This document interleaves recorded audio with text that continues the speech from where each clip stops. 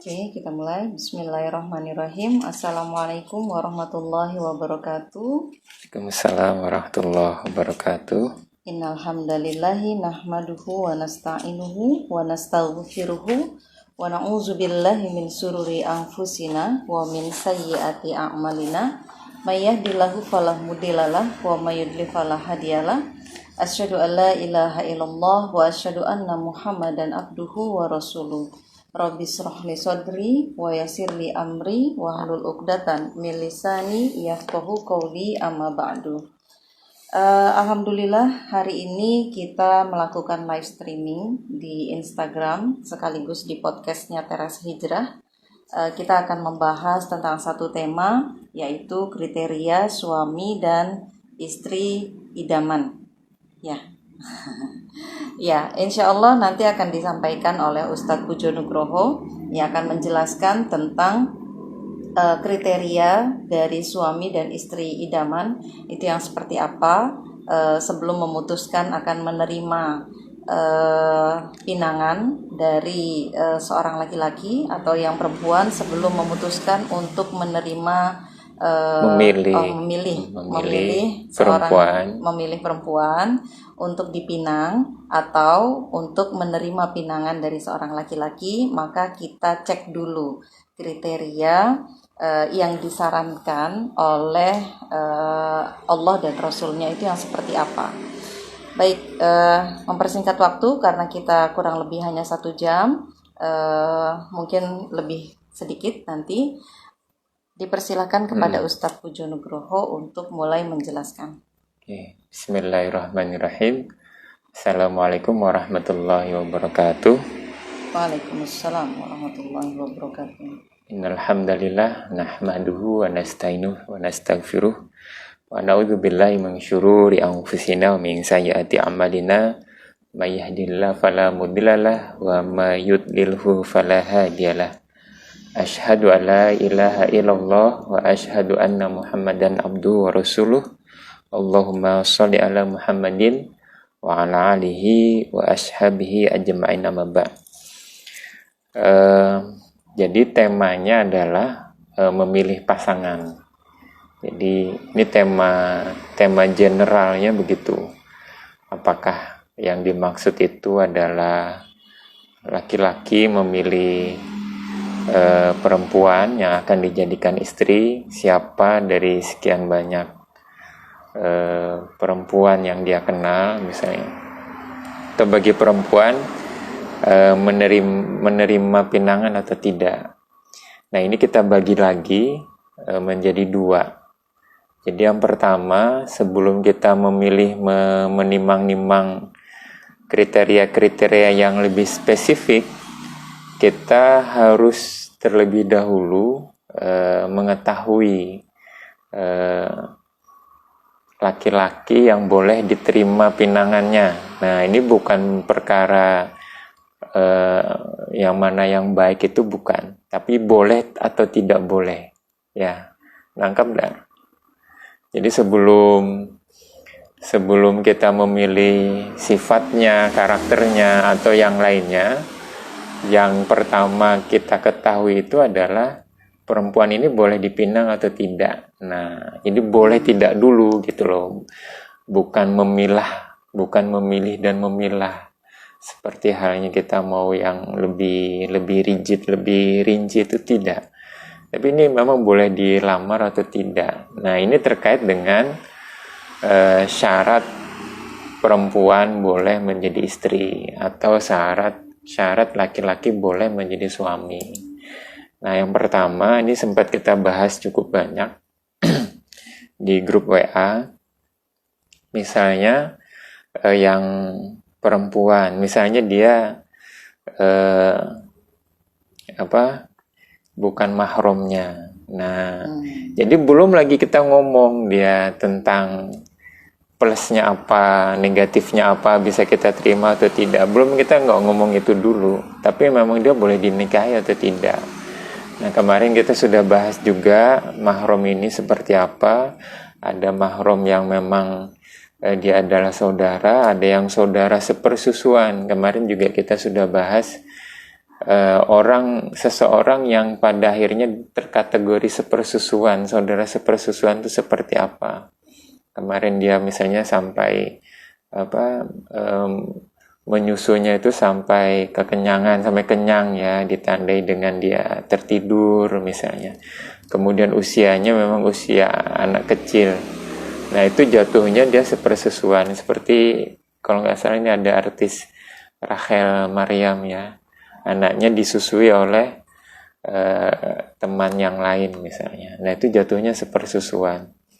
Nah kalau laki-laki dia boleh menikah. Nah selain yang mahram, laki-laki dia boleh menikah, sehingga dia boleh pula melamar perempuan yang muslimah, bahkan yang bukan muslimah. Nah ahlul kitab misalnya itu boleh, di dalam Islam boleh. Nah tapi yang musyrik ini ada anjuran di dalam Islam, bahkan sebenarnya yang perempuan yang budak hitam itu lebih baik ya, dibandingkan dengan perempuan yang cantik dan lain-lain, tapi dia musyrik. Nah musyrik ini dia di luar agama ahlul kitab ya. Apakah dia misalnya mohon maaf Hindu, Buddha atau Konghucu misalnya, itu musyrik ya. Itu dianjurkan tidak dinikahi. Nah namun pada intinya dia boleh juga apakah itu muslimah atau ahlul kitab. Nah tapi nanti kita bahas ya bagusnya seperti apa. Nah, kalau perempuan ini tidak berlaku seperti itu. Kalau perempuan laki-lakinya ini harus merdeka, harus mukmin. Jadi Nah, laki-laki budak gak boleh ya? enggak, karena dia tidak gugur pada arijal sebagai qawam, pemimpin. Di sana itu gagal dia. Nah, tapi sekarang hampir tidak ada budak ya. Nah, kalau seperti itu akhirnya, maka sebelum kita memilih tadi itu, plusnya apa, kurangnya apa, bisa diterima enggak kurangnya. Ini kita perhatikan dulu. Dia seorang mukmin atau kafir. Nah, seperti halnya sekarang ini kan ramai betul nih. Ada artis-artis nikah campur ya. Nikah itu ya campur. Maksudnya beda agama. Ada artis cewek misalnya nikah dengan artis cowok yang nggak tahu agamanya Kristen atau apa, yang lagi heboh nih di Instagram beberapa waktu yang lalu misalnya. Ada juga artis cowok nikah dengan artis penyanyi dangdut cewek. Nah tapi dia laki yang cowok nih muslim, tapi kemudian diduga dia keluar agama Islam ya, murtad ya. Nah menikah dengan ahlul kitab, tapi ternyata dia juga murtad. Nah, jadi kalau perempuan itu tidak diperbolehkan menikah terkecuali dia juga seorang yang mukmin. Nah kemudian dia juga bukan mahramnya.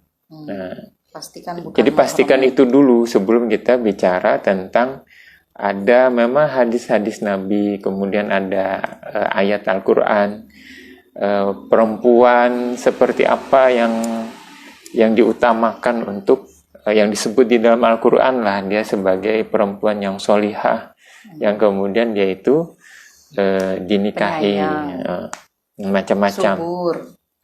Oke.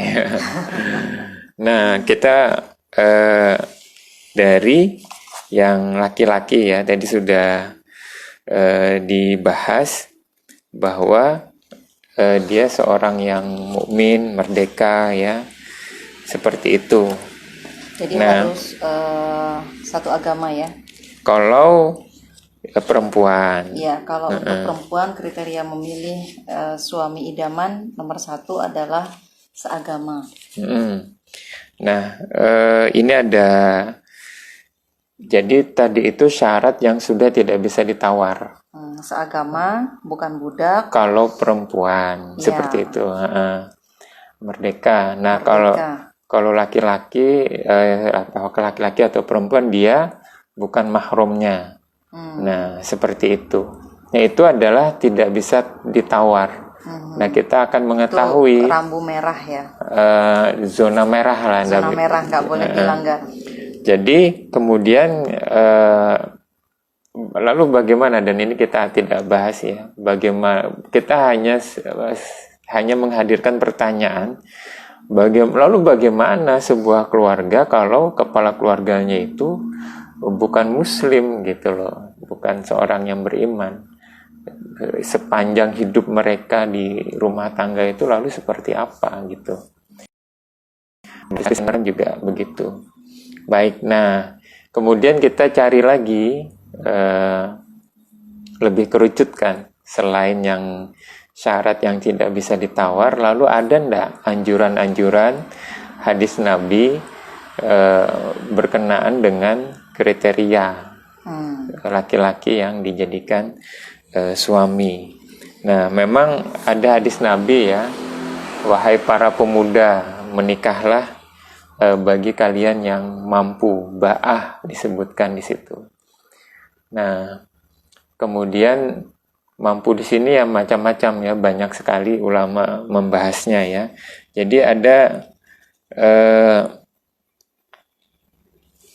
nah di sini disebutkan misalnya sebuah hadis dari At-Tirmizi, jika datang kepada kalian seorang laki-laki hendak meminang anak perempuannya nih, yang kalian ridhoi agama dan amanahnya. Jadi agama dan amanahnya, ulama juga menjelaskan akhlaknya, maka nikahkanlah ia. Jadi anaknya ini dinikahkanlah dengan laki-laki yang datang mau meminang tadi. Jika tidak, maka akan terjadi fitnah di muka bumi dan kerusakan yang besar. Nah, dari sini nampak sudah jelas bahwa agamanya itu diridhoi. Maksud diridhoi ini memang ada keunggulan dalam agamanya. Jadi dia soleh lah ya begitu. Kemudian amanahnya dan akhlaknya. Nah, ini adalah kriteria yang kita utamakan juga, selain yang tidak bisa ditawar tadi. Nah, kemudian ada juga kriteria khusus ya bagi laki-laki ya. Yakni di sini kemampuan memberikan nafkah kepada keluarga. Mengapa? Karena itu adalah tanggung jawab suami. Memberikan nafkah kepada keluarga itu tanggung jawab suami. Nah, namun kita harus bijak dalam hal ini. Nah, ini memang ada hadis Nabi ya, seperti kisah pelamaran Fatimah binti Qais. Nah, ini bukan Fatimah putrinya Nabi, Fatimah binti Qais. Ia berkata, aku mendatangi Nabi lalu berkata, sesungguhnya Abu Jaham dan Muawiyah telah melamarku. Jadi ada dua orang yang hendak melamar Fatimah binti Qais. Karena kalau melamar sekaligus nih, kalau sudah dilamar kemudian dilamar itu tidak boleh. Jadi belum diterima berarti. Belum diterima, jadi masih mempertimbangkan. Ada dua lamaran datang. Abu Jaham dan Muawiyah. Lalu Nabi berkata, adapun Muawiyah adalah orang yang fakir. Nah, ia tidak mempunyai harta. Adapun Abu Jaham, ia tidak pernah meletakkan tongkat dari pundaknya. Maksudnya dia memiliki harta yang berkecukupan. Nah, kemudian Nabi merekomendasikan untuk menerima Abu Jaham dibandingkan Muawiyah dengan pertimbangan kemampuan ekonominya. Nah, itu ada anjurannya. Nah, namun catatan bagi kita bahwa ini kita mendudukkannya ini ada kriteria. Kalau tadi itu agamanya diridhoi, kemudian amanah, kemudian akhlaknya baik. Nah, ini tentu lebih kita utamakan. Nah, ini kan mungkin saja kan ada ikhwan hendak melamar gitu loh. Ternyata sama kualitasnya. Agamanya sama, akhlaknya sama, amanahnya sama, gantengnya sama. Waduh, ganteng sama.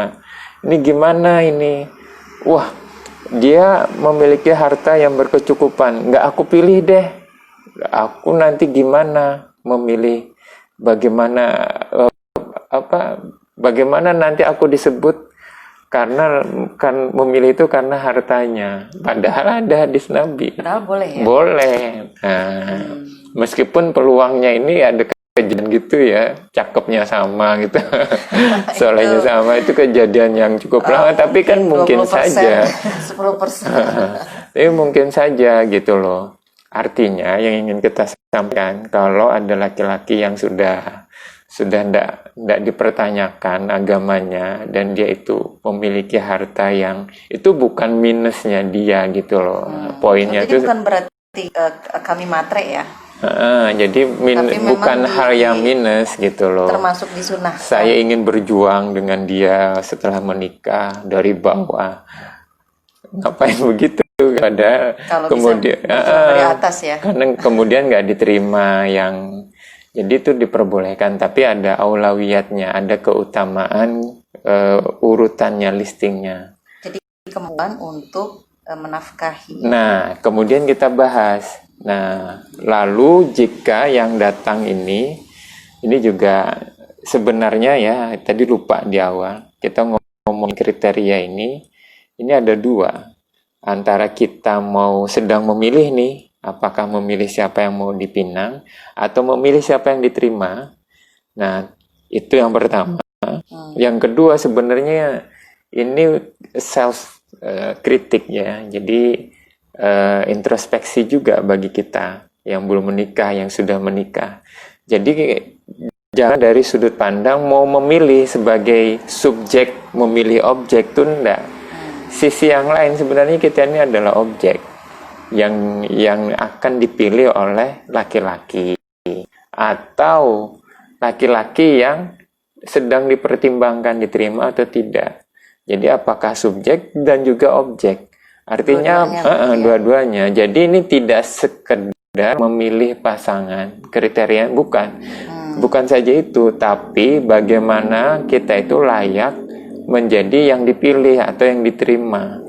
Nah, jadi apa saja menjadi jelas bagi kita upaya perbaikan diri kita itu arahnya kemana. Nah, begitu.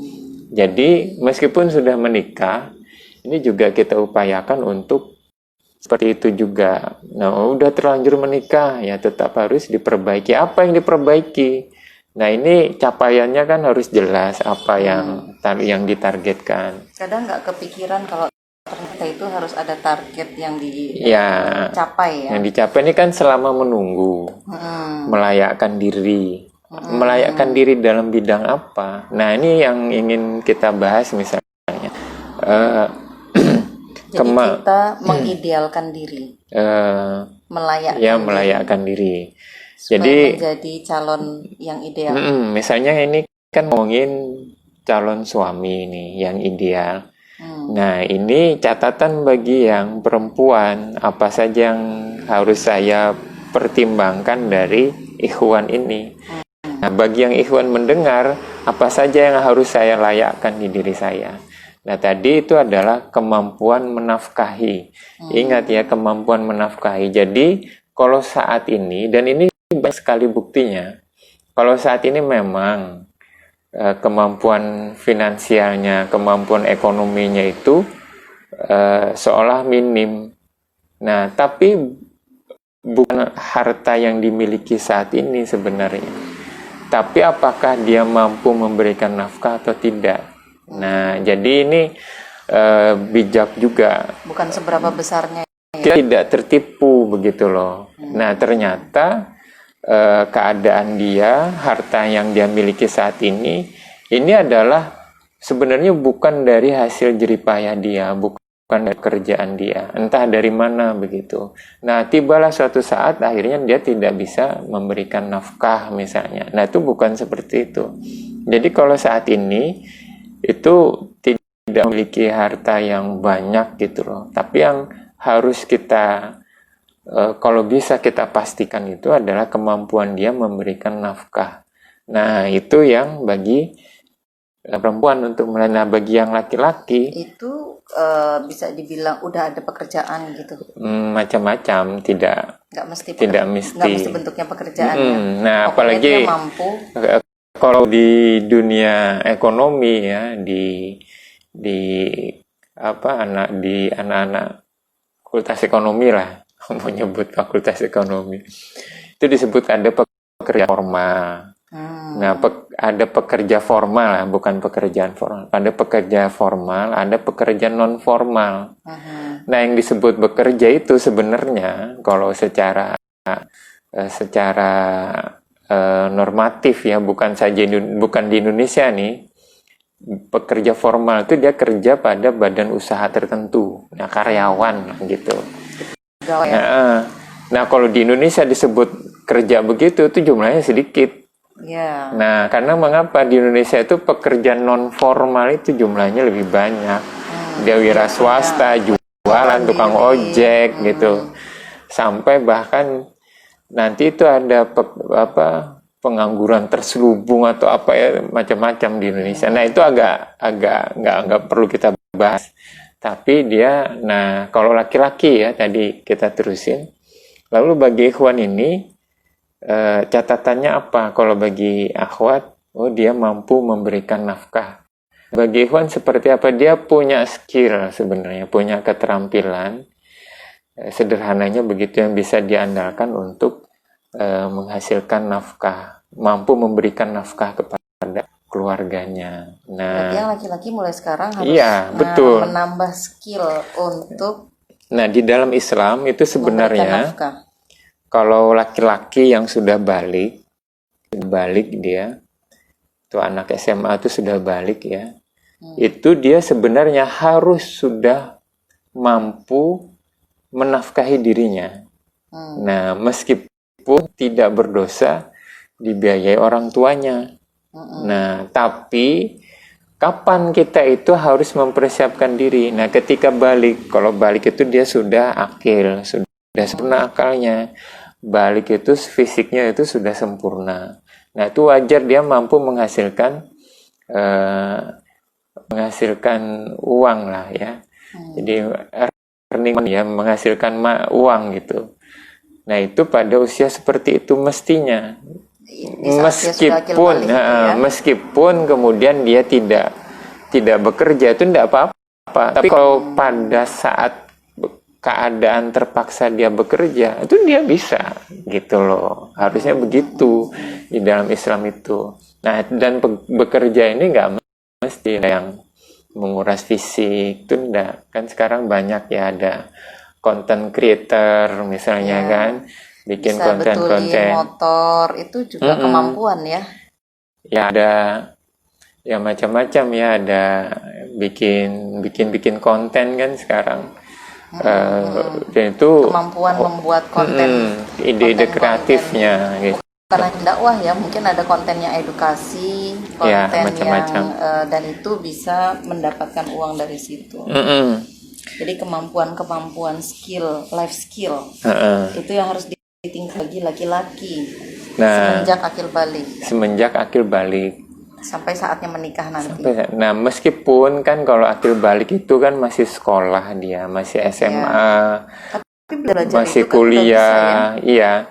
Jadi maksudnya itu kita bijak juga, anak yang punya potensi akademik itu kemudian nggak disuruh, dipaksa dia keluar kemudian bekerja gitu, nggak begitu. Tapi pada keadaan dia terpaksa, misalnya ada satu kondisi yang tidak diinginkan terjadi, dia mampu berdiri membiayai dirinya sendiri minimal seperti itu.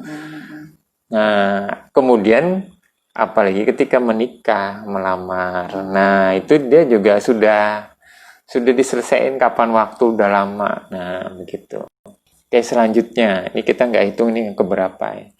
Nah, ada hadis Nabi juga. Ada hadis Nabi juga, wahai pemuda, menikahlah yang sudah layak menikah ya, menikahlah. Nah, jika belum sanggup, belum mampu ya, berpuasa. Kemudian ada juga dianjurkan oleh Nabi itu godul basor, menundukkan pandangan. Nah, oke, kita bahas. Jadi di situ kapan seseorang itu diperintahkan Nabi untuk menikah. Nah, artinya itu kalau bagi cewek nih yang akhwat nih, kapan seseorang itu dia diterima atau enggak? Ini terkategori yang memang diperintahkan Nabi untuk menikah. Oke, boleh dipertimbangkan. Oh, ini terkategori yang belum layak, yang tidak termasuk dianjurkan untuk nikah. Nah, ini harus tahu kita. Nah, di situ disebut ba'ah. Ba'ah. Jadi ba'ah itu kapan nih? Ini bagi yang ikhwan ini penting sekali. Ini menjadi pertanyaan besar. Saya tahu banget ini. Kapan sih Ustadz kita itu Ya, memang... lagi-lagi boleh bertanya di komentar. Kapan sih Ustadz kita itu boleh mulai melamar atau mulai mikirkan iya, pernikahan? Apakah udah saatnya saya ini terkategori yang memang Layak dianjurkan oleh Nabi? Wahai para pemuda, saya ini kan pemuda. Apakah, nah itu ba'ah itu. Kalau sekarang kan pakai standar umur ya. Kalau udah di atas Ya, 23, itu di 25 itu namanya udah layak gitu. Undang-undang pernikahan kan. Oke, kita nggak bahas itu ya. Nah, di ba'ah ini mohon maaf ya, ini 18 plus ya. Disclaimer. Oke, ini ada ulama ya, qodiyat, dan ini dirujuk oleh ulama-ulama yang lain, misalnya Imam As-Suyuti ya. Beliau terkenal juga Imam As-Suyuti ini merujuk ba'ah itu ada dua. Ba'ah ada jadi dua. Pengertian ba'ahnya nih. Yang dimaksud ba'ah itu gitu loh. Apa saja gitu. Yang pertama memang mohon maaf dia mampu melakukan hubungan badan. Nah, jadi kalau laki-laki itu mampu melakukan hubungan badan kepada perempuan. Nah, yang kedua di persoalan harta. Nah, harta ini ada pula rinciannya. Misalnya yang pertama itu adalah mampu memberikan mahar kepada perempuan. Nah, jadi kalau belum mampu memberikan mahar, berarti belum layak. Belum layak. Nah, memang ada di zaman Nabi itu sampai cincin besi misalnya. Oh, ada juga kemarin tuh baca ada yang cuma punya uang 3 dirham. 1 dirham itu kan paling sekitar 200-an ribu. Berarti kalau 3 dirham 600 ribu. Itu sudah cukup untuk jadi mahar. Ya. Gitu. Nah, jadi dalam hal ini adalah mahar. Nah, ini memang saya mendapati ada beberapa orang pernah ya konsultasi itu dia belum berani menikah karena masih punya utang banyak misalnya. Nah, ini memang jadi terhalang untuk menyiapkan mahar. Jadi maksudnya begini. Jadi kalau dia menikah ini kasihan ke perempuannya, dia akan terikut lah dalam problem persoalan utang piutang. Nah, ini bisa jadi memang belum sampai ba'ahnya gitu. Nah, yang kedua selain mahar itu dia tadi itu mampu memberikan nafkah kepada keluarga. Nah, namun begini, tadi juga sudah dijelaskan, kalau dirasa nanti di kehidupan nanti, tapi ini harus jujur juga, itu insya Allah nanti ada rizkinya. Nah, jadi jangan pula kemudian seperti cuman modal dengkul, modal keyakinan gitu loh. Padahal skill belum disiapkan. Karena ada hadisnya yang menyebutkan gitu. Allah akan bantu. Ya, ada. Nah, betul itu. Allah akan mencukupkan ya. Padahal kan yang dibantu itu juga orang yang layak untuk dibantu. Nah, maksudnya karena itu kita harus jujur juga, harus proporsional juga. Jadi kalau kayak tadi misalnya masih terlibat utang yang besar, yang banyak, nah itu memang lebih bagus dia menyelesaikan persoalan. Kalau sudah mulai ada gambaran, memang masih belum ada terkumpul banyak uang, tapi insya Allah dengan melihat keadaan sekarang, ke depan sudah mendapatkan rezeki yang cukup lah. Nah itu barulah seperti itu. Jadi harus benar-benar di-prepare ya. Ya. Benar di-prepare, saya mau nikah tahun depan misalnya. Saya mau nikah tahun depan berarti tahun ini sampai tahun depan kemampuannya untuk menafkahi itu ditambah, skill-skillnya ditambah, termasuk juga saving dia untuk bayar mahar dan nafkah tadi. Iya, nah dari sini kemudian karena pentingnya ngomongin ini ya, karena itu didudukkan. Oh, berarti mahar itu memang menjadi tanggung jawab laki-laki. Nah, tapi kemudian artinya itu menjadi disebut dia ba'ah atau tidak, layak atau tidak kan. Nah, tapi kemudian ini yang luar biasanya, ada anjuran di dalam Islam untuk meringankan mahar. Nah, anjuran itu kepada perempuan gitu loh. Nah, kepada laki-laki itu kita jangan ketuker nih. Dianjurkan memberikan yang terbaik. Jadi untuk yang perempuan memudahkan, jangan tertukar.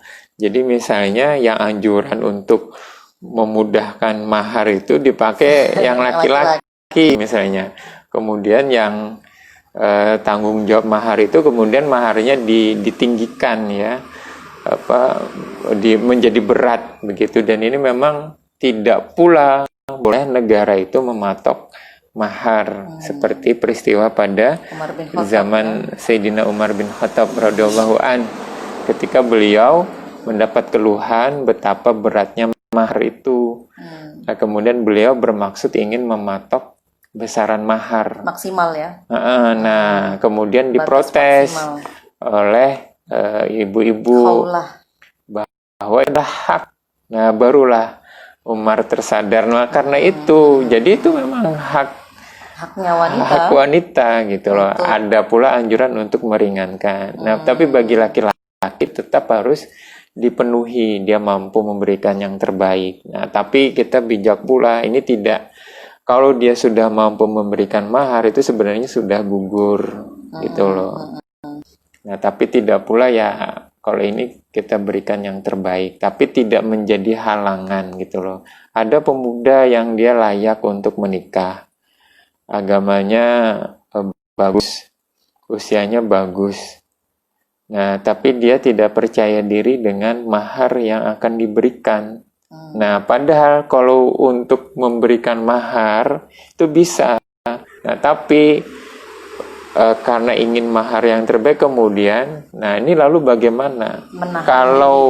Kalau menghadirkan kemudorotan, menghadirkan keharaman, menunda pernikahan itu, maka itu tidak boleh gitu loh. Jadi kemudian ya dikomunikasikan bahwa mahar yang mampu diberikan seperti apa. Nah, ini afdolnya. Nanti kita kalau rinciannya kalau sempat kita omongin lagi ya. Kita berpindah ke perempuan. Perempuan sekarang kriteria perempuan. Siapa yang ngomong ya? Dia Pak Ustaz. Kalau perempuan ini sama sebenarnya itu dengan laki-laki tadi, bahwa yang standarnya adalah agama. Itu red zone, nggak boleh di ini. Kalau red zone tadi itu perempuan. Yang ini yang afdolnya lah gitu. Lebih utama diutamakan yang seagama, agama. Muslimah. Maksudnya gini, kalau meskipun boleh untuk yang ahli kitab. Kalau musyrik nggak boleh. Nah, itu sudah termasuk syarat. Nah, yang afdolnya ini, kalau tadi itu agamanya soleh. Nah, maksudnya seperti itu. Nah, kalau perempuan itu solehah agamanya. Dari kriteria agama dia tuh solehah. Banyak sekali hadis Nabi terkait hal ini. Misalnya kalau siapapun ya, nah termasuk terutama laki-laki, dia menyukai perhiasan. Nah, bukan saja perempuan. Laki-laki itu dia menyukai perhiasan.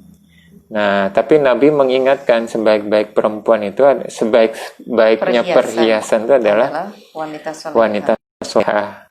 Nah, artinya memang yang dipilih itu agamanya baik. Agama baik ini apa sih? Solehah itu. Nah, kemudian ada pula, ini masih terkait dengan perhiasan. Ketika turun perintah Allah Subhanahu wa Ta'ala, larangan ya, bukan perintah ya, turun larangan Allah Subhanahu wa Ta'ala kepada kita kaum muslimin tentang tidak boleh menimbun harta. Menimbun harta ini gimana sih? Nah, kalau kita bahas ekonomi itu, dia menyimpan dinar dan dirham, menyimpan emas dan perak. Seperti halnya kan Nabi pernah sholat asar, habis salam beliau buru-buru Karena masih ada ke rumah, terus balik lagi ditanyain kerabat, ya Rasul kok buru-buru? Aku teringat ada lantakan emas di rumah dan itu harus segera dibagikan. Nah, Nabi ini tidak menimbun ya, bukan menimbun ya. Jadi itu memang harta yang memang harus dibagikan.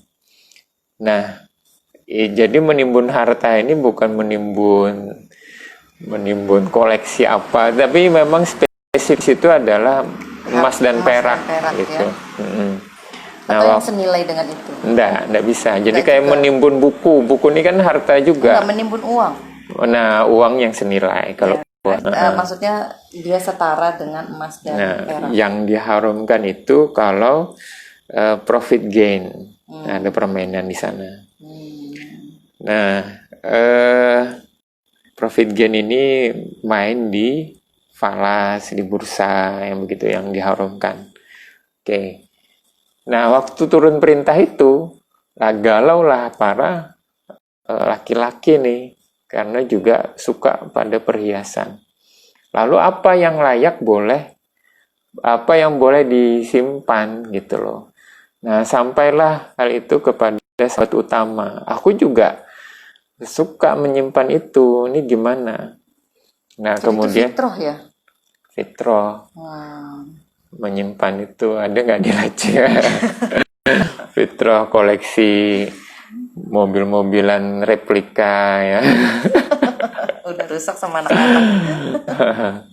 Jadi kemudian sudah kalau gitu kita tanya kepada Nabi. Nah, masih banyak kata Nabi hal-hal lain yang patut disimpan, dibanggakan itu selain emas dan perak.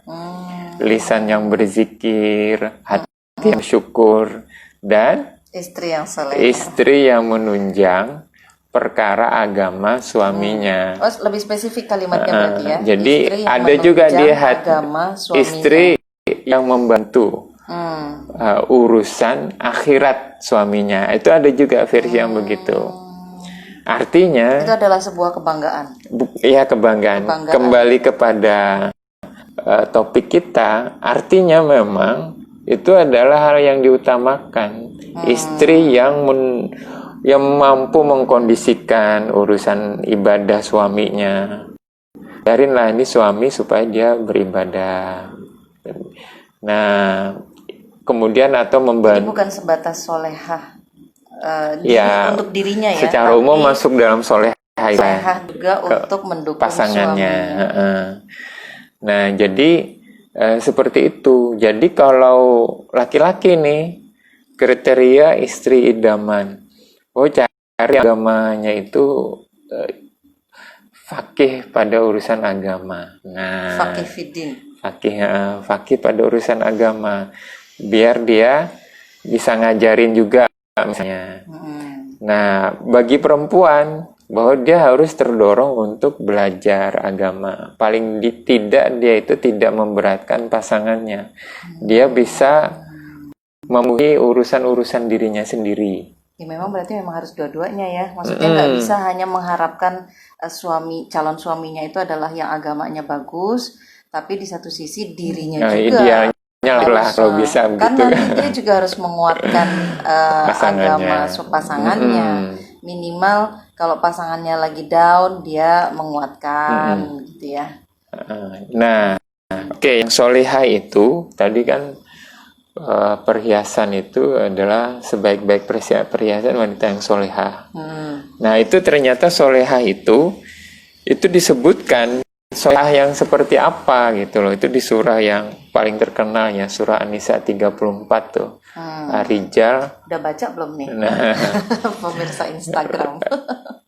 laki-laki itu adalah pemimpin perempuan dan selanjutnya. Ar-rijalu qawwamuna 'alan nisa. Nah, kemudian fassolihatu qonitatun. Nah, Lanjutannya berarti hafizatun lil ghaibi bima hafizillah. hafizullah. Hafizullah. Wanita yang solihah adalah, nah itu disebutkan di Jadi nggak Al-Quran. bikin kriteria sendiri nih. Ikut penjelasan Allah di dalam Quran surat An-Nisa ayat ke-34. Yang solihah itu adalah yang taat kepada Allah. Nomor Nah, 1. ulama merincikan taat kepada Allah itu seperti apa. Nah, terjaga sholatnya, terjaga kewajiban-kewajibannya, puasanya. Kan ada tuh nutup auratnya. apa ayat Al-Quran, laki yang berpuasa, so'imin, Iya. waso'imat. Nah, itu jadi terjaga apa taat kepada Allah itu adalah bagus ibadahnya. Nah, ibadah-ibadah yang memang difardukan, sholat, puasa, zakat dan seterusnya ya. Yang fardu-fardu ya. Yang fardu-fardu. Yang memang wajib. Nah, kemudian dia memelihara diri bila suami tidak ada, lil ghaibi. Nah, hafizatun menjaga lil ghaibi, menjaga diri bila suami tidak ada. Ghaib pada saat suami tidak ada. Nah, menjaga. Apa itu? Disebutkan kalau suami tidak ada, dia menerima tamu. Nah, menjaga kesucian dirinya. Ya, dia ifahnya itu dijaga. Kemudian tidak menerima tamu ya. Kemudian tidak meninggalkan rumah tanpa seizin suaminya. Nah, kan sekarang suaminya udah kadung keluar, kayak ditelepon lah ya. Kalau zaman dulu nggak ada tuh telepon sampai nungguin betul yang orang tuanya meninggal kan, suami saya tidak mengizinkan, sakit awalnya, kemudian saya meninggal. Nah, kemudian diganjar pahala surga atas ketaatan kepada suami. Jadi menjaga diri pada saat suaminya tidak ada. Jadi itu tidak menerima tamu laki-laki, kemudian tidak meninggalkan rumah, ya. Kemudian menjaga harta suaminya. Jangan dihabisin kalau suami. Nah, kalau menjaga harta ini itu seperti apa sih? Masa mungkin istri itu dia tidak dijual-jualin kalau suaminya nggak ada? Tidak, masa sih istri itu bisa tidak menjaga harta suaminya? Ya nggak tahu ya. Kalau kita berpikir begitu ya alhamdulillah. Tapi bisa saja terjadi. Ternyata harta suaminya diberikan kepada keluarga istrinya misalnya. Nah, itu bisa saja terjadi kan. Nah, kalau memang ada kebutuhan begitu ya dikomunikasikan. Nah, izin dulu, baru diberikan. Nah, menjaga diri bila suami tidak ada. Nah, termasuk di sini adalah dalam urusan berpakaian. Nah, seperti hanya di dalam Islam itu perempuan dilarang memakai wangi-wangian ya kalau keluar rumah. Kemudian memakai gelang kaki yang pada zaman jahiliyah dulu itu kaki dihentak-hentakan ke lantai, ke tanah gitu ketika jalan, dan itu di situ ada gemerincing yang menarik laki-laki yang bukan mahramnya, melihat, menarik perempuan. Nah, ini dilarang. Nah, ini termasuk menjaga ifah. Mengapa? Karena itu adalah hak bagi suaminya ya. Jadi yang berhak untuk melihat mohon maaf keindahan istrinya itu suaminya saja. Nah, seperti itu. Sebagaimana Allah telah memelihara mereka. Jadi Allah ini memelihara kita sebenarnya, memelihara laki-laki, memelihara perempuan, memelihara keluarga. Karena itu kita juga harus memelihara apa yang wajib kita jaga. Jadi soleh itu bukan sebatas rajin sholat aja ya. Oke, nah kemudian ada hadis Nabi. Nah, ini yang keberapa ya sudah ya kriteria istri idaman. Ada hadis Nabi dari An-Nasai. Nikahilah perempuan yang wadud dan walud, karena aku akan membanggakan banyaknya kalian. Nah, di hadis Nabi itu nanti di akhirat, di depan para nabi yang lain, Nabi Sallallahu Alaihi Wasallam, Nabi Muhammad Sallallahu Alaihi Wasallam membanggakan, ini umatku banyak gitu loh. Nah, wadud dan walud ini apa? Wadud adalah sangat mencintai suami. Nah, kalau walud, ininya nih, walud pasangannya banyak melahirkan atau subur lah istilahnya. Nah, penyayang dan subur, ya, terjemahannya kan karena gitu. Dia sayang kepada suaminya. Nah, dia mau memiliki keturunan dari suaminya. Nah, maksudnya seperti meskipun itu. Meskipun melahirkan tuh sakit. Wadud, ada orang itu bisa jadi ya, entahlah ini memang ada. Mungkin saja seorang perempuan itu dia malu punya keturunan dari keluarga besar suaminya misalnya.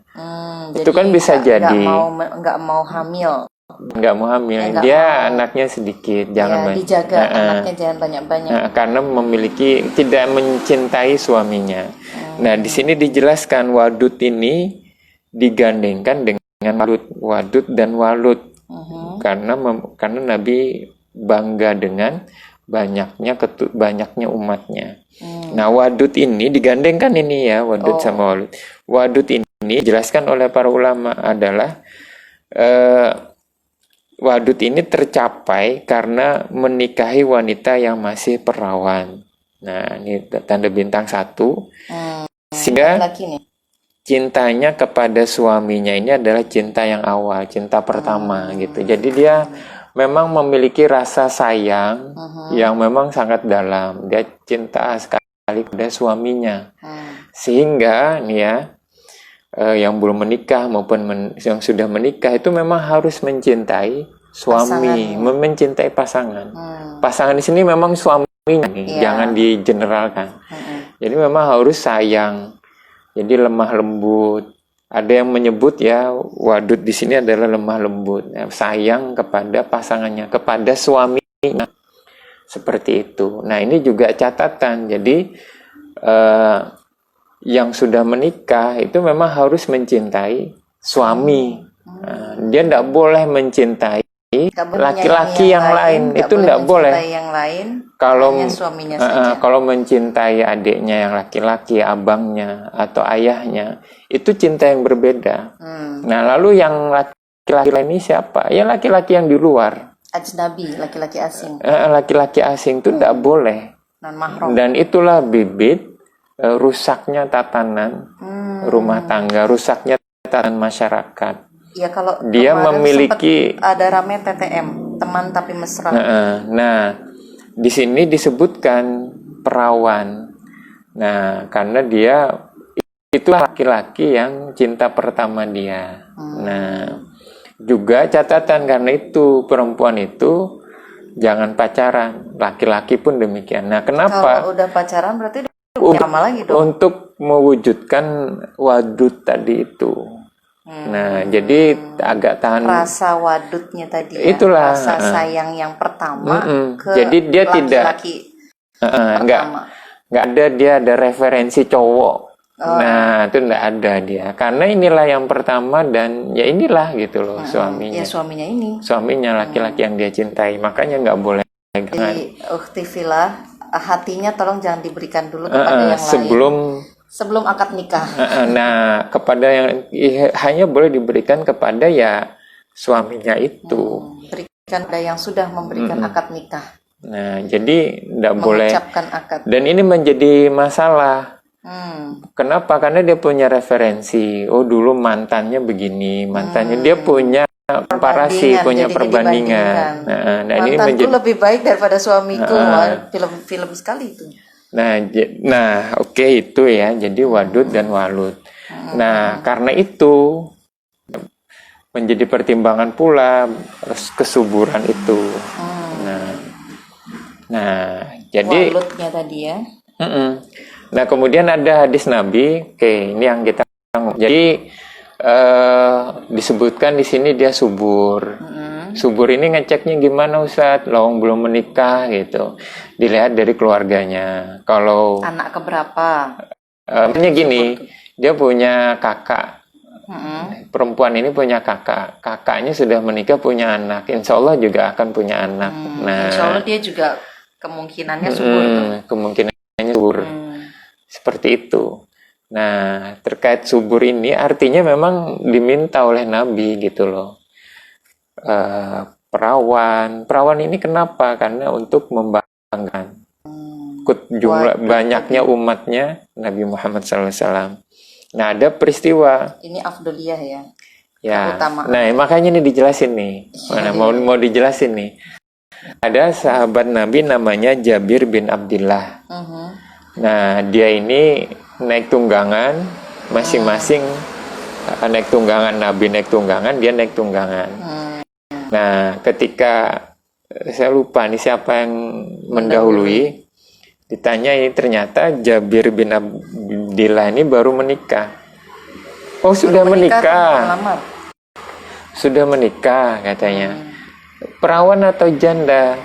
Janda ya Nabi. Loh, kenapa kamu memilih janda? Nah, Nabi itu bertanya itu menyayangkan gitu.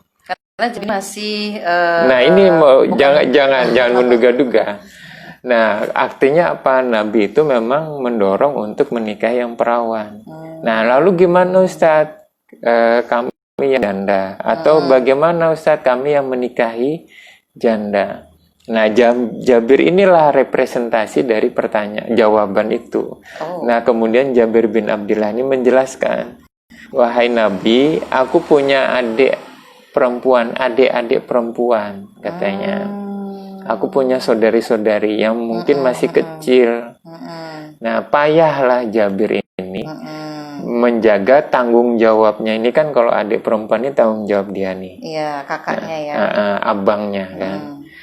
Karena itu dia memilih perempuan yang janda tadi untuk menjaga adik-adiknya ini. Nah, artinya itu memang benar-benar afdoliyah. Bukan berdosa nih. Nah, jadi boleh-boleh aja. Boleh-boleh saja ada pertimbangan.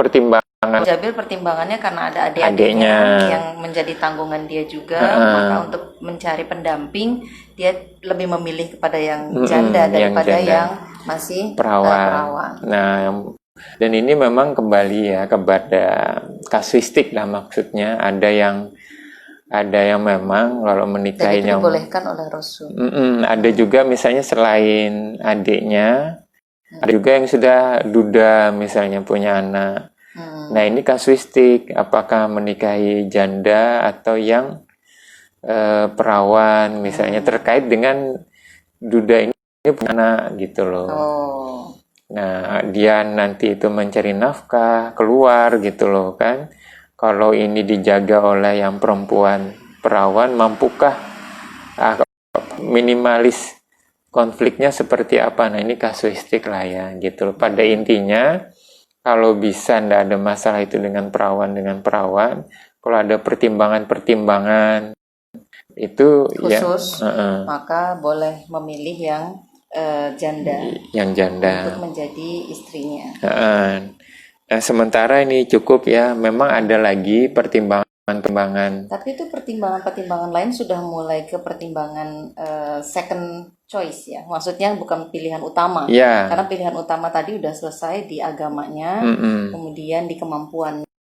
Ada lalu misalnya Ustadz fisiknya gimana gitu loh. Nah, ini yang kemudian tadi disebut cari yang ganteng tuh. Atau yang cari yang cantik gitu kan. Nah, ini makanya kita sebut ada yang kita dahulukan, ada yang memang nggak bisa ditawar, ada yang kita dahulukan. Perihal apa itu agama. Kalau perempuan solihah dia mampu mendukung agama suaminya. Nah, itu seperti itu. Nah, kalau pertimbangan fisik itu sebenarnya itu adalah boleh saja, seperti halnya hadis yang cukup terkenal ya, perempuan itu dinikahi karena empat hal. Karena keturunannya, karena kecantikannya, karena hartanya. Nasab. Nikahilah yang Agamanya. Nah, Saya kamu akan beruntung. nah beruntung. Jadi memang kita memilih agamanya. Tapi kalau agamanya udah selesai, Jadi maka agama sudah nih, udah diridhoi, udah ini, baru boleh pilih yang lain. yang lain. Gantengnya, kayaknya.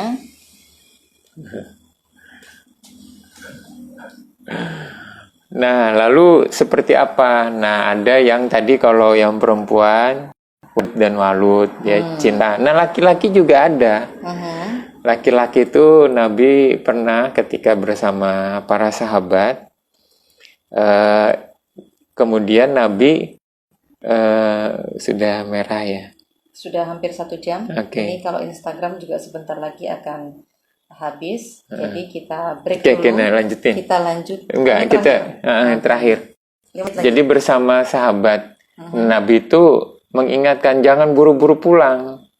Ini baru malam, jangan cepet-cepet pulang. Ini memang malam habis Isya. Jangan langsung pulang, Nabi.